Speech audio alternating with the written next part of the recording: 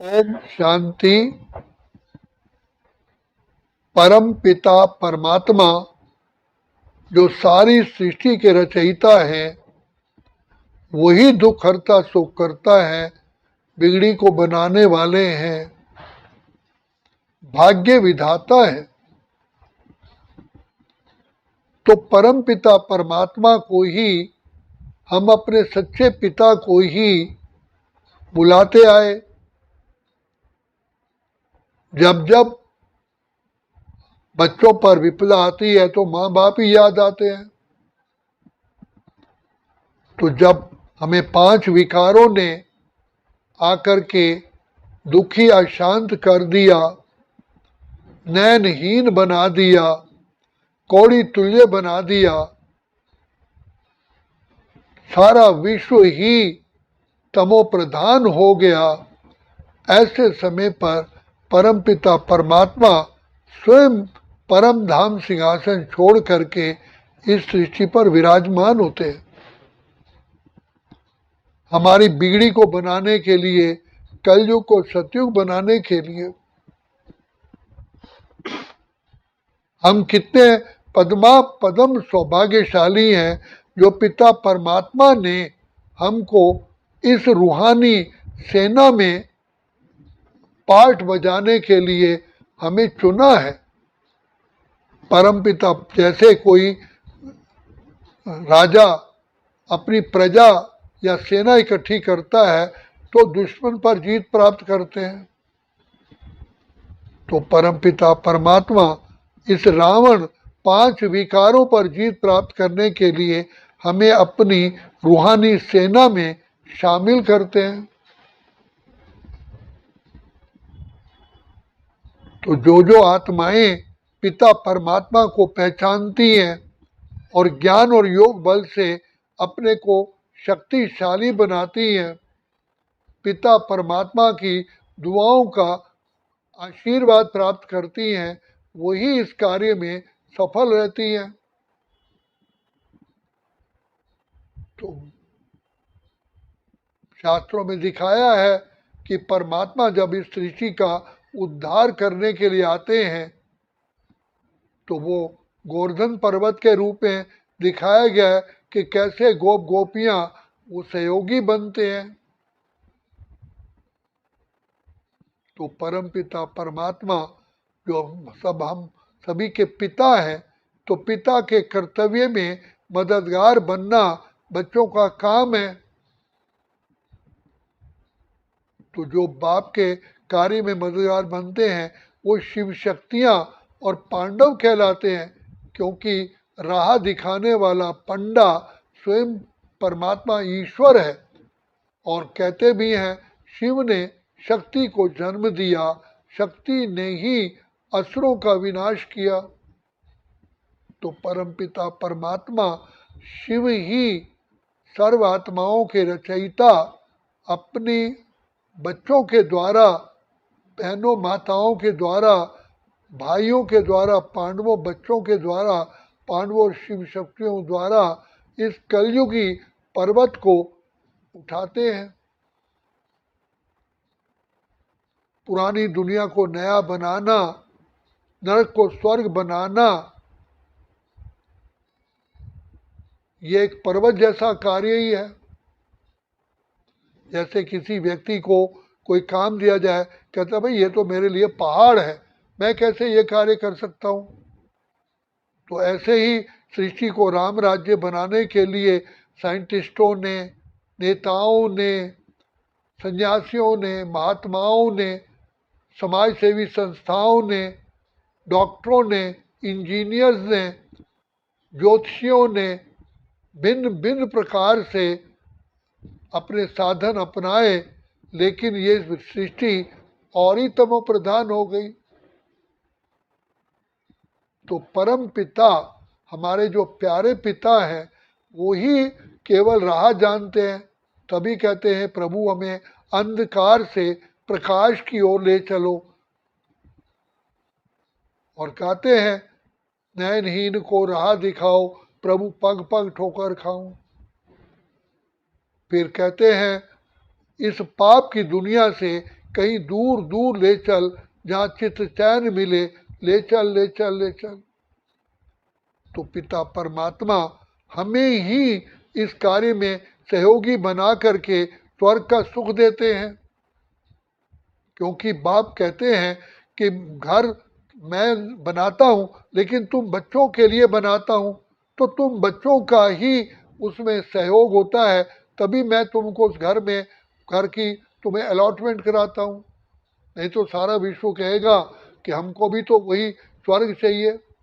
तो स्वर्ग में चलने के लिए, स्वर्ग में जन्म लेने के लिए, स्वर्गवासी बनने के लिए उन आत्माओं से ही कार्य लेता हूँ। तो ये वॉलंटरीली है। परमात्मा सबको कहते हैं अब श्रेष्ठ कार्य में सहयोगी बनो, लेकिन जो आत्माएं सहयोगी बनती हैं, तो जो अर्थात परमात्मा के साथ सहयोगी बनती हैं, अपने उंगली देते भाई इस कार्य में हमको सहयोग दो, उंगली दो, तो वही भविष्य फल पाते हैं। तो यही कलयुगी पर्वत को स्वर्ग बनाना है, इसलिए हनुमान को हमेशा हथेली पर पर्वत दिखाया है। पर्वत का मतलब ये नहीं कि वो पहाड़ को उठा के लाया, लेकिन ये जो पर्वत जैसा कार्य है, नरक को स्वर्ग बनाना, दुख धाम को सुखधाम बनाना, कौड़ी तुल्य विश्व को हीरे तुल्य बनाना, ये कोई साधारण कार्य नहीं है। इसमें सब फेल हो गए, राजनीतिक नेता भी फेल हो गए। क्या कहते हैं कि हम make in India, make in, अब देखो क्या कोई बन पाया। तो अब परमपिता परमात्मा ज्ञान और योग के बल से ही इस सृष्टि नरक को स्वर्ग बनाते हैं। केवल योग बल ही कार्य आ सकता है। जहाँ बाहुबल कार्य नहीं करता, फेल हो जाता है, तो वहाँ योग बल कार्य करता है। योग ऐसी शक्ति है, योग माना परमात्मा पिता के साथ कनेक्शन जोड़ना। योग ऐसी शक्ति है जिससे कि कठिन से कठिन कार्य भी सफल हो जाते हैं। इसलिए कहा योगा कर्मेशु कौशलम, योग से ही कर्मों में कुशलता आती है। तो योग क्या है?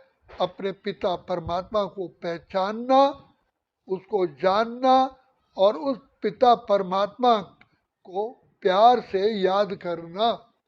हम भगवान ईश्वर प्रभु अल्लाह कहते हैं, लेकिन वो तो हमारा पिता है।